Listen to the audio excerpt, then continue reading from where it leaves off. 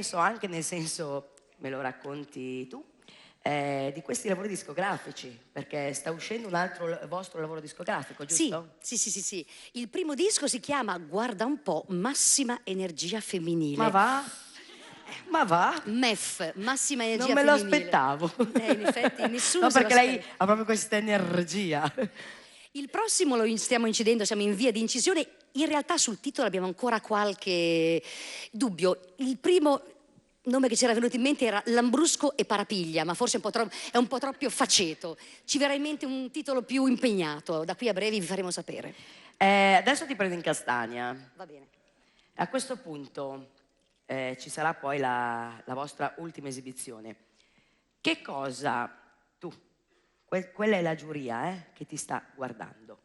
Direttore, che cosa vuoi dire alla giuria a favore del tuo coro?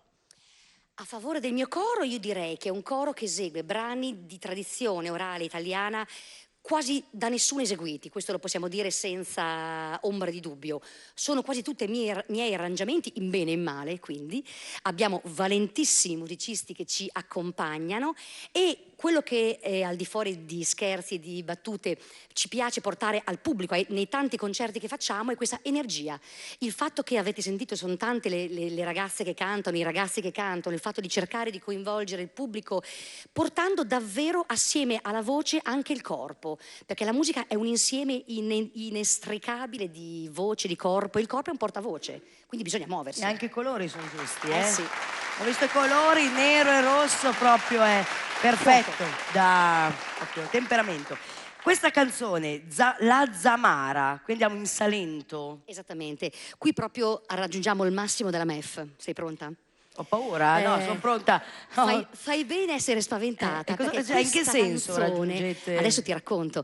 Questo brano che è molto affascinante perché è un brano di tradizione orale del Salento e quindi ovvero il tacco dell'Italia, la provincia di Lecce.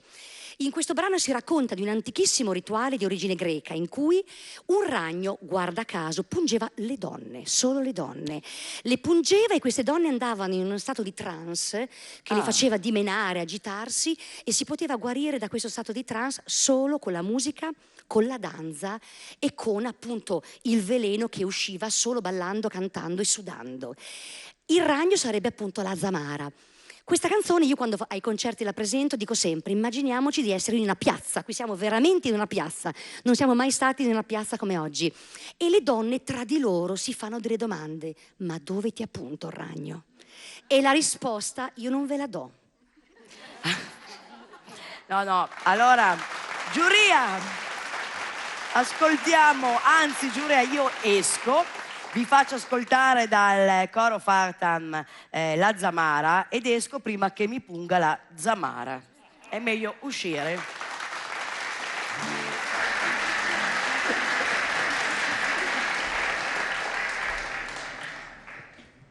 A tu te pizzicò. A tu te pizzicò la Zamara.